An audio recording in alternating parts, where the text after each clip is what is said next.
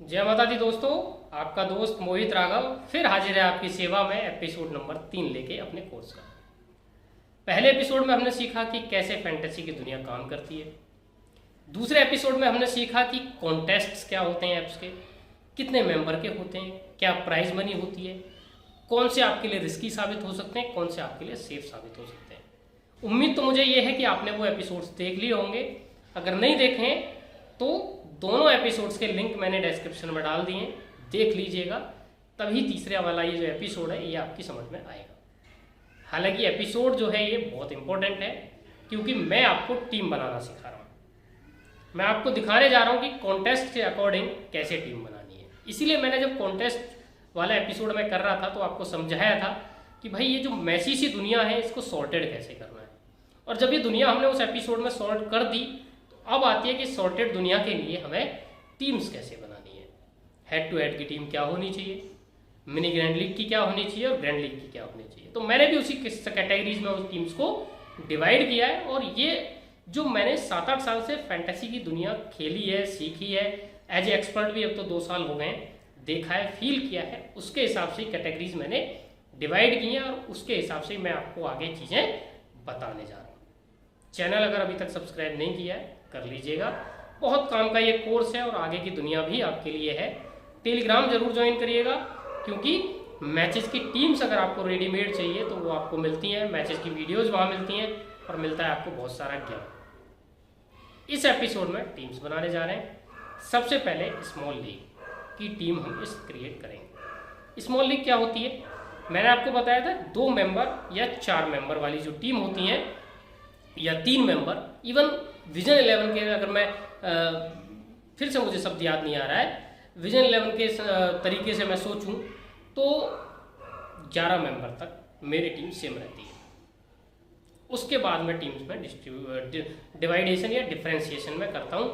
तो 11 मेंबर तक के कॉन्टेस्ट के लिए H to H से लेके 11 मेंबर तक के कॉन्टेस्ट में जब आप टीम क्रिएट करने जाएं तो आपको कौन सी चीज़ों का ध्यान रखना बेहद जरूरी है, उस पर चर्चा मैं करता हूं इस एपिसोड में।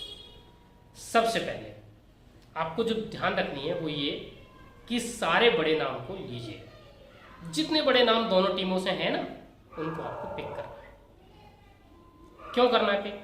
क्योंकि जब आप हेड टू हेड खेलने जाएंगे 3 मेंबर 4 मेंबर तो वहाँ पे लोग बहुत रिस्की टीम लेकर नहीं आते। सेफ टीम हम बोलते हैं उसको, सेफ टीम लेकर आते हैं। तो सेफ टीम का मतलब ये है कि सेफ प्लेयर्स लेकर आएंगे और सेफ प्लेयर्स वही होते हैं जिनके नाम बड़े हो गए होते हैं। अब मान लो विराट कोहली हैं किसी एक टीम में, सब लेकर आएंगे, आप भी ले लीजिएगा, है ना।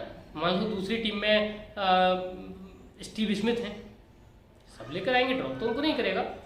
या डेविड वार्नर है, उनको भी सब लेकर आएंगे। या जॉस बटलर है, सब लेकर आ जाएंगे उनको, तो आपको भी लेना है। वहाँ कोई भी आपको दिमाग नहीं लगाना है। जितने बड़े नाम है दोनों टीम से फटाफट पिक कर लीजिएगा। कभी भी टीम एक साथ मत बनाइएगा, सबसे पहले बड़े नाम पिक करिएगा। उसके बाद पिक करिएगा वो प्लेयर्स जिनका गेम कवर सबसे ज़्यादा है, या तो उनके पिछले परफॉर्मेंस उठा के देखिए।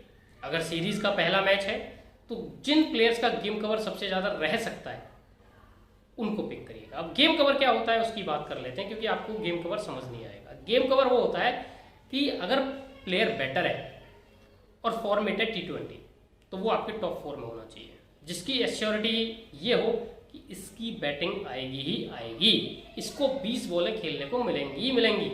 अगर ODI फॉर्मेट है तो टॉप 5-6 तक भी आप गेम कवर में कंसीडर कर सकते हैं। टेस्ट फॉर्मेट है तो पूरी बैटिंग वहाँ चलती ही है। सेम बॉलर्स का केस है, अगर T20 है तो जिसके आपको 4 ओवर बिल्कुल क्लियर दिख रहे हो उसको पिक करिएगा। कभी ऐसे प्लेयर को पिक मत करिए जहाँ आपको लगे यार 2 ही ओवर डालेगा या नहीं डालेगा, है ना। फिर दूसरी चीज़ें क्या आ जाती हैं कि ODI फॉर्मेट में जाओ तो यूज होगा कि नहीं होगा, 4 ओवर डालेगा या 8 ओवर डालेगा। टेस्ट फॉर्मेट में ये कि कितने बॉलर हैं, टेस्ट फॉर्मेट में जितने बॉलर्स हैं सबको खूब गेंदबाजी मिलती है, वहाँ ये चीज़ नहीं आती। फिर ऑलराउंडर्स, 2 तरह के ऑलराउंडर्स होते हैं। एक वो ऑलराउंडर्स होते हैं जिनकी बैटिंग आना श्योर है प्लस कुछ ओवर डाल सकते हैं, या जिनकी बॉलिंग पूरी आना श्योर है प्लस थोड़ी बैटिंग आ सकती है, तो वो आपके लिए गोल्डन चीज़ है। बिल्कुल जैसे हार्दिक पांड्या, जैसे रविंद्र जडेजा, कैमरन ग्रीन, कि यार कहीं तो बैटिंग भी करेंगे और थोड़ी बॉलिंग भी आएगी, है ना। ऐसे तो बहुत ही कम है जिनकी पूरी बैटिंग आए, पूरी बॉलिंग आए। साकिब अल हसन जैसे कुछ ही ऑलराउंडर है दुनिया में जिनका ओवर भी 4 आएंगे और बैटिंग भी पूरी आएगी। वरना हार्दिक पांड्या भी अगर आईपीएल में करें बात तो 3-4 ओवर ले जाते हैं और बैटिंग भी 4 नंबर। लेकिन वही हार्दिक पांड्या जब इंडिया के लिए खेलते हैं तो बैटिंग कम हो जाती है, 6 नंबर चले जाते हैं और बॉलिंग भी कम हो जाती है, 4 ओवर नहीं मिलते। तो फिर भी still he will be useful. Ravindra Jadeja का केस वैसा ही है ना। तो ऐसे आप एग्जाम्पल से समझिएगा। और फिर आते हैं बॉलर्स। तो बॉलर्स कौन से पिक करें? तो देखिए 2-3 चीजें आपको ध्यान रखने वाली बात है। पहली बात तो बॉलर्स वो पिक करें जो विकेट टेकिंग ऑप्शन हो आपके। टाइट बॉलिंग करने वाले बॉलर्स आपको 4 पॉइंट इकोनॉमी के दे सकते हैं, कुछ नहीं करेंगे। तो पहली चीज वो। दूसरी बात आता है कि स्पिन के मतलब पिच के अकॉर्डिंग आपको पिक करने चाहिए। और तीसरी बात आती है कि जो डेथ बॉलर्स होते हैं स्पेशली फर्स्ट इनिंग के, वो आपको हमेशा पिक करनी चाहिए। सेकंड इनिंग में मैच वहां तक जाएगा कि नहीं जाएगा वो अलग चीज हो जाती है, लेकिन फर्स्ट इनिंग में आपको डेथ बॉलर्स जरूर पिक करने चाहिए। मेरा अपना मानना है ये एक विनिंग टीम बनाने के लिए। तो बड़े नामों को ध्यान रखें और उसके अलावा गेम कवर जिन प्लेयर्स का अच्छा रहने वाला है उनको पिक करें। और कौन सा प्लेयर किस सिचुएशन में बॉलिंग करेगा उसके हिसाब से बॉलर्स पिक करें। कैप्टन वाइस कैप्टन हमेशा उसको बनाएं जिसका गेम कवर सबसे अच्छा हो और रिसेंट फॉर्म ठीक ठाक रही हो। ये होगी हमारी सेफ टीम। और एक आध साइलेंट किलर लें। मतलब साइलेंट किलर क्या? देखिए अगर मान लो बुमराह समी, 2 में से कोई आप एक पिक कर सकते हैं। 90% लोग बुमराह के साथ जाएंगे, समी को उसके इसमें 10% लोग पिक करेंगे। तो आपको क्या करना है, आपको थोड़ा यूटर्न लेना है और आपको समी की तरफ चले जाना है। ये वाली बात होती है साइलेंट किलर्स की। बैटर्स की बात करूं तो मान लो विराट कोहली हैं और कोई भी हैं, 3-4 प्लेयर हैं जिनमें से आप 3 ही पिक कर सकते हैं। तो जिसको कम पिक करना है, एक बड़े नाम को छोड़ के उसको पिक कर लीजिएगा, वो आपका साइलेंट किलर हो जाएगा। ये वाली बात ठीक है। फिर आ जाती है एवरेज रिस्क टीम। तो थोड़ा सा प्ले करते हैं हम स्मॉल लीग के कंपैरिजन में इस टीम के साथ। जैसे एक आध तो बड़े नाम को ड्रॉप कर देते हैं। कैप्टन वाइस कैप्टनसी में हम बिल्कुल वही गोल्डन रूल रखेंगे, कोई नहीं छेड़ेंगे। जिन प्लेयर्स का गेम कवर होगा जरूर लेंगे।